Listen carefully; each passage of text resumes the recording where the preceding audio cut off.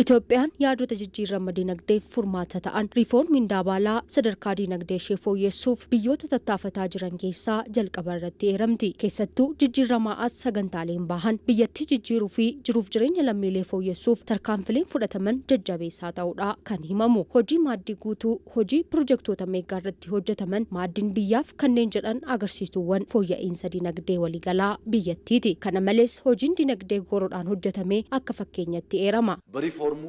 ዋና ዋና ዓላማዎች ተብሎ የተለዩ አሉ። ሪፎርሚ ታስፈሜን ካዮን ጉድጉዶን አደባህን ጅሩ kanneen keessaa kaayyoon inni tokko tasgabbii dhabuu dinagdee gooroo sirreessuudha. Dinagdeen gooroo Itoophiyaa gadi bu'aa kan turedha. Mootummaan jijjiiramaa yeroo riifoormii taasisu dinagdee tasgabbii dhabee fi idaa guddaa fudhate. Kana sirreessuun kaayyoo isa tokkodha. Inni lammataa hojiiwwan daldalaa fi investimentii fooyyessuu fi ammayyeessuudha. Teeknooloojii fayyadamuun naannawa investimentiif mijataa ta'e uumuudha. Inni sadaffaan dameewwan oomishaa fi oomishtummaa fooyyessuudha. Oomishtummaa qofa osoo hin taane gabaa keessatti dorgomaa akka ta'an taasisuudha. Inni afraffaan dandeettii raawwachiisummaa keenya dabaluudha. Inni shanaffaan seera faayinaansii itti fufiinsa qabuu fi guddina qulqullina qabu mirkaneessuudha. Kana jechuun liqaa yeroo gabaabaan ala argamuun osoo hin taane hojiiwwan akka kooriidaraa liqaa tokko malee humna Itoophiyaanotaan hojjetamu guddisuu fi dabaluudha. ኮመርሻል ብድር ላይ የተመሰረተውን እድገት በተለየ ዳይሜንሽን መምራት መቻል ማለት ነው። biyyattiin waggootaaf biyya birbadummaa ishee ilmaan isheetiin kabachiiste taate waltajjii addunyaa irratti kan beekamtu ta'us gama birbadummaa nyaataa mirkaneessuutiin duubatti hafummaa keessaa bahuu hin dandeenye. Itoophiyaan qabeenya uumamaatiin badhaatuu taatullee barootaaf qabeenya kana otoo haalaan hooggantee ittiin fayyadamiin turtee jirti. Rakkoo kana bu'uurarraa furuuf mootummaan xiyyeeffannoo kennee hojii qabatamaatti seenee jira. Birmadummaa kara biyyaa daangaa biyya kabachiifattee biyyan gabroomne sanaan baay'ee boonna. Laphee keenya ol qabannee deemnaa addunyaa irratti kanaan beekamti. Obboloota keenya warra Afrikaaf illee fakkeenya biyyi keenya Adawaa irratti seenaa qabdi. Garuu birmadummaa nyaataa waan of hin dandeenyee fi sana sirriitti ittiin boonuu hin dandeenye. Yeroo sanaan boonuudhaaf biyyi keenya kaatu maali ammas qamadii kadhachaa jirtu jedhanii karaa sanaa nutti dhufu turan. Kanaaf akka barbaannetti celebrate goonee itti gammadaan ture.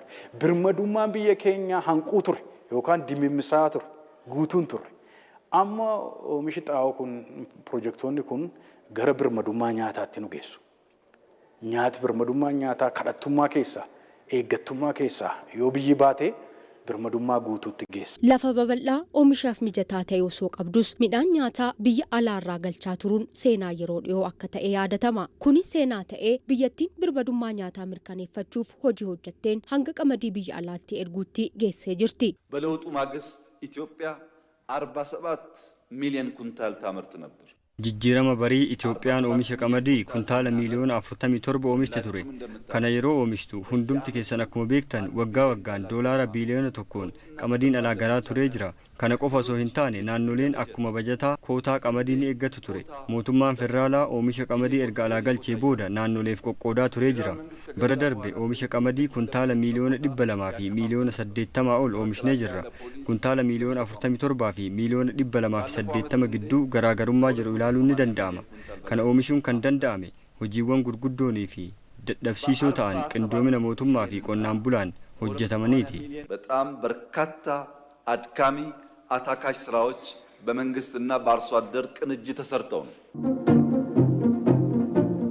Pirojektoonni meegaan yeroo ammaa akka biyyaatti xiyyeeffannoon hojjetamaa jiran hiree guddina dinagdee dhugoomsuu bira darbuun birbadummaa biyyattii dabalaa dippiloomaasii ishee cimsee biyyoota biroo waliin misoomsuuf carraa kan uumudha. Pirojektoonni gurguddaan lafa ta'an kan immoo itti yaadamamaa jiranis yoo lafa qabachaa deeme akkuma IMF fi World Bank dhugaa ba'aniiru riifoormiin kun dinqisiisaadha jedhaniiru. Jijjiirama barbaachisa sana fidaa jira. Kallattii kaameeniif deemaa jira riifoormiin kuni. Kun hundumtuu yoo jabaatee deeme albuuda biyya keessaa fayyadamuudhaan albuuda warqii kan gaazaa seenaa biyyoota Arabaa kan jijjiire gaaza kana biyyoonni Arabaa waggaa 40-50 dura Itoophiyaa keessa hojii humna adda addaa hojjechaa jiraachaa turan. Gaazii erga ba'ee booda kan isaan biyya isaaniitti galanii qabeenya sanaan biyya isaanii jijjiiran. Nuun gaaza qofa qabna miti.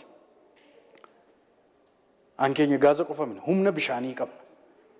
Humni bishaanii sun humna ibsaa ta'a. Humna niwukileeraa oomishuudhaaf bifa salphaan Itoophiyaa dandeessisuu danda'a. Niwukileerri paawariin sun yoo dhufe inni seenaa biyyattii keessatti boqonnaa haaraa humna guddaa ta'uu danda'a. Kanaaf humna namaallee qabdi Itoophiyaan. Akka Afrikaatti baay'ina namaadhaan sadarkaa lammaffaarra jirti. Dhaloota kana dargaggeessa persentii 70 ol ta'u. Kanaaf carraan hojii yoo uumame industiriin faabrikaan gurguddaa yoo dhaabbatanii humni namaa kunillee dandeettii biyyattii haalaan guddisuu danda'a. Piroojektonni misoomaa biyyaalessaa gurguddoon eegalamanis hawwii misooma biyyattii dhugoomsuuf abdatamanii jiru.